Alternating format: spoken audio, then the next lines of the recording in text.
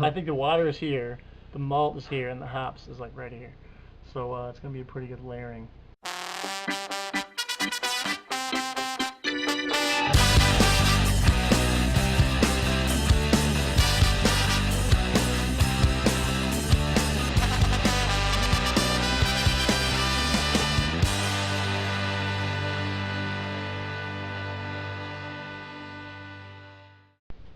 Guten Tag, viewers. Review That Brew here with an international beer review all the way from Germany. I'm here with my guest reviewer, Derek. Guten Tag.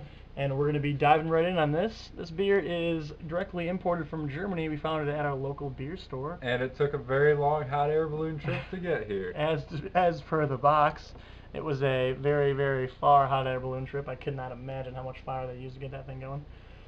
So let's just dive right in. Great mode of transportation, by the way. I'd say it's very fuel efficient. Yeah, very so, practical. First thing we're obviously going to talk about is the bottle. I'm going to let Derek take it away and give you a little synopsis about what the bottle's all about.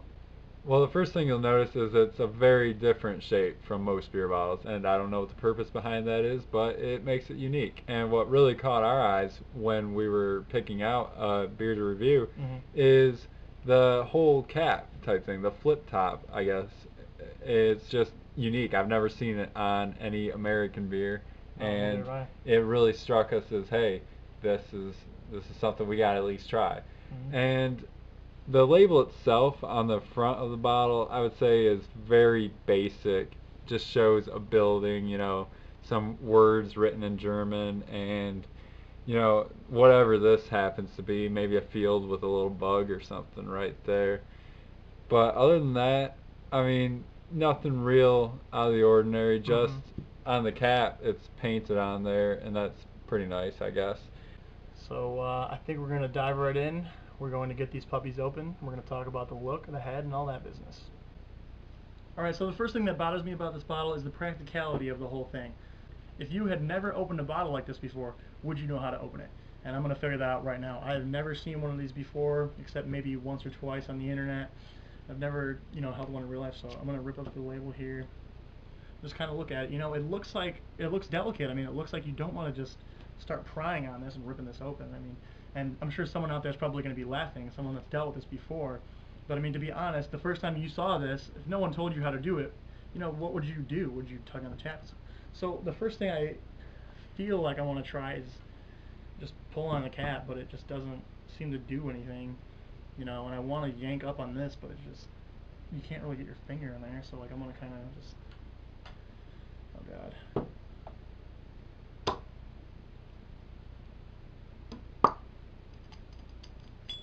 Oh, look at that. I like the little spinning thing too. It's pretty good.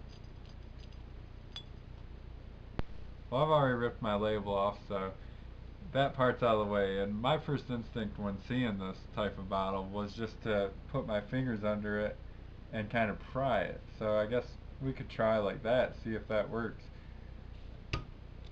And it seems to. Oh, wait. There you go. You gotta pop it up and then pop it off. Alright, so now that we got these open, we're going to pour them out and we're going to talk about the head.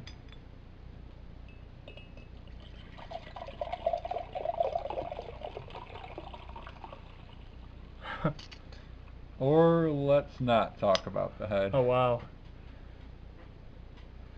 Well, I say this a lot, but the first thing I notice is that there is barely any head to speak of. The only reason I got that much head is because I poured it practically straight down, and the bottle was like getting a glug action because I was just pouring as fast as I could. And I mean, I didn't see any head coming, so I just kept pouring it. That's the first thing. I mean, like, look at this. This is the headless beer. This is the headless beer. I mean, I've never seen that before. So, very interesting in that aspect. Color, let's go ahead. Let me know what you think here. Kind of hold it up in the light. Well, even when you hold it up to the light, it's got a darker color to it. Definitely like a dark gold. Like, it's pretty clear though. It's not like murky gold. It's clear. It's just really dark. Let's take a whiff here. It's a pretty pleasant color. I mean, it's not bad. Yeah. All right. Oh man. True. Whoa. That is a strong smell. That's definitely. Yeah. It's potent. Go ahead. Go ahead. Um, it's very malty smelling. That's what I realized right off the bat. Yeah, the smell is not to be mistaken at all. I mean, from the instant I put my nose in the glass, I could instantly smell the maltiness and almost the creaminess. It's almost like a very light hint of butterscotch.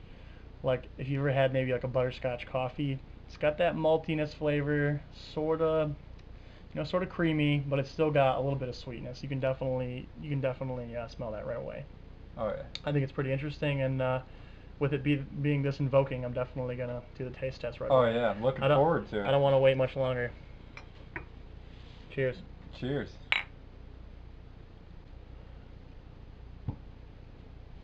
Oh man. Well, Well, the taste, the taste kind of takes a little bit, but it gets to you. yeah. Oh yeah. And I can definitely right now. Finally, about 2 or 3 seconds later, you get that malty little bit of aftertaste on your syrupy tongue. taste on Hmm. your tongue. Yeah. Yep, it lingers pretty well, and I think I like that about this because you don't want a bad bitter taste lingering too long. This is very malty, pretty creamy, and the lingering of the flavor is desirable. I think it's great. And just from tasting it, I can tell you right now, it's not one of those chugging beers. This is a beer to savor. Alrighty, so overall, I feel like the beer is pretty good. Presentation is pretty moderate. I like the flip top, but again, I mean, it's nothing too unique. I'm sure it's been done before in plenty of other beers. I think the color is pretty great. It's nothing eye-popping or anything like that. It wouldn't stick out in a restaurant environment or anything like that, but it's definitely pretty nice looking. The head is pretty much non-existent, as we said. Smell, I like that, and I like the flavor a lot. I've never really had a malty beer like this, but I'm definitely going to say that it's about a 4 out of 5. I think that with the little amount of carbonation that it has for it, it does wonders for the flavor, and I'm definitely going to have to drink this one again sometime. All right, how about you? Well, I think that it's a great example of a beer that is nothing like what you can get in America. Like No. this shows us, it gives you a different feel for like what it would be like drinking beer over in Germany, and that's just a great thing in itself. To me, to drink beer that is foreign to me, I've never tasted a beer like this. So that's already putting it up there pretty good. But I have nothing really to compare it to because I've never drank any other German beers. And I think the taste though, it's easy to drink and the taste is good. It's very warm, very smooth tasting. So I say about 4.5 out of 5.